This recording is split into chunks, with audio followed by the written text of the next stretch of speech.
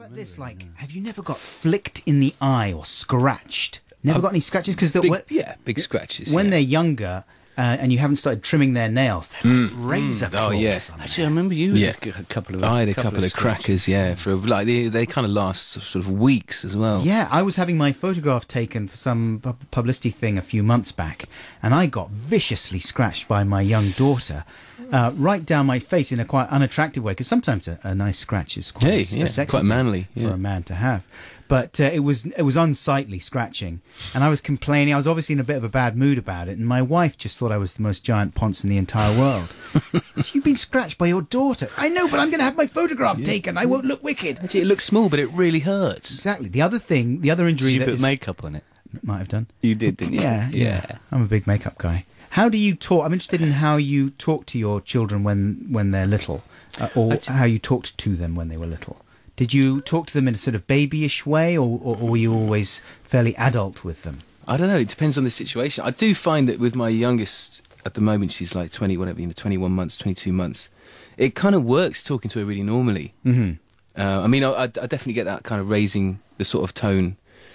So it's slightly higher and more friendly. But I don't really shirk on any sort of areas of vocabulary or whatever. And it's really, do you know what the freakiest thing is when you know that they get it? Yeah. So definitely try not to sort of baby them too much. No, don't patronise them, because you can tell as adults, when you meet other grown-ups that probably were talked to like that when they were little, because they carry on speaking in that. It's probably the same people that actually refer to babies as baby. Do you know? Do you ever get that?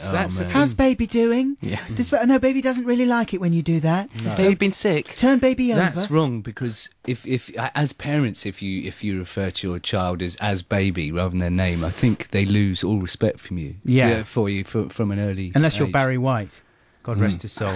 He probably hey baby, I'm going to change your nappy. That makes sense, doesn't it? Ooh, baby, that's disgusting. Baby, what have you been eating?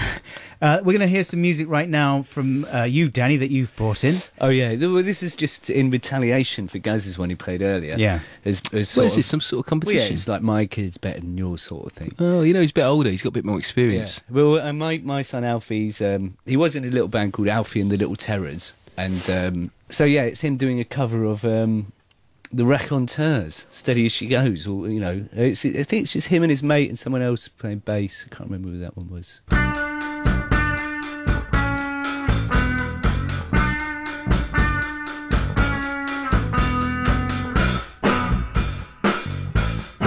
This is sounding good.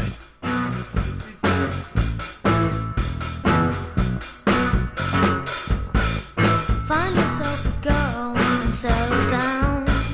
Live a simple life in a quiet town. Steady as she goes, steady as she goes. Steady as she goes, steady as she goes. Steady as she goes.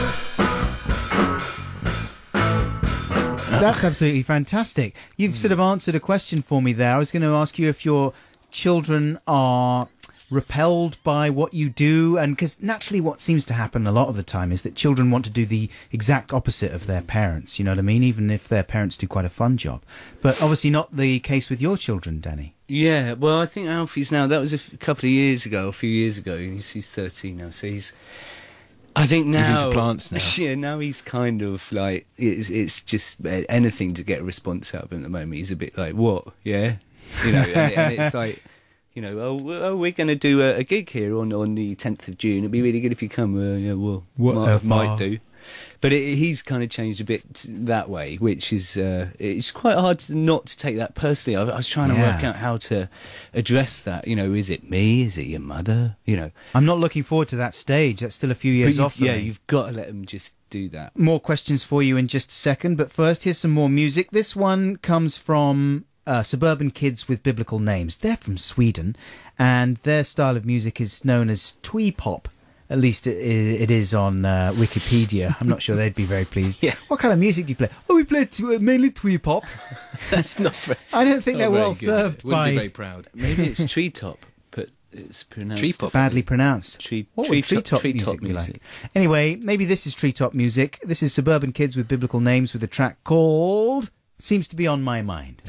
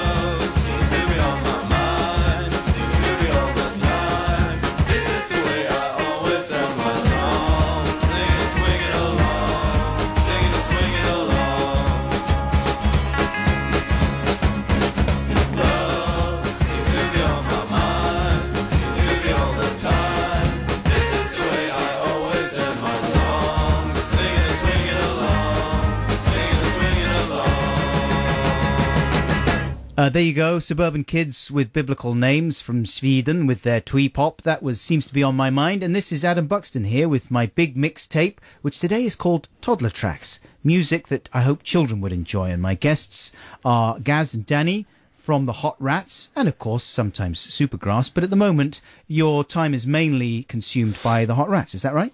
We are, yes. We're kind of just, well, we've had this album out for a few months now that we did with Nigel Godrich, Turn-Ons, yeah, which is just been a very enjoyable experience, really. We've been kind of touring in very limited music shops. Well, yeah, but we've been touring the world. We had a kind of crazy world tour of Japan and the States and Mexico City and Paris and London, and that was an awesome experience. It was great, you know. So we're just kind of moving on with stuff. We did a little bit of soundtrack stuff with Nigel a month or so ago, where we played with Nico from Air. You know, Nigel's kind of into bringing in musicians in sessions and kind of seeing what kind of works and getting kind of new sort of dynamics together. And it was brilliant. It was really good fun to play with him. It was kind of, I've always been a massive admirer of his style. You know, he's got that kind of, for me, of Nico's bass style and that whole sort of feel that he brings to Air and stuff. So it's great to work with him. Nico. Is his name Godin? Nico Godin, yeah. Nicholas Gordon. Nicholas Gordon in French. And when you were with Air in France, did you talk like this all the time? Maybe how you say Nico? No, I talk really fast using long words. Really? I talk to him. You missed a But he's trick a lovely there. guy. Yeah.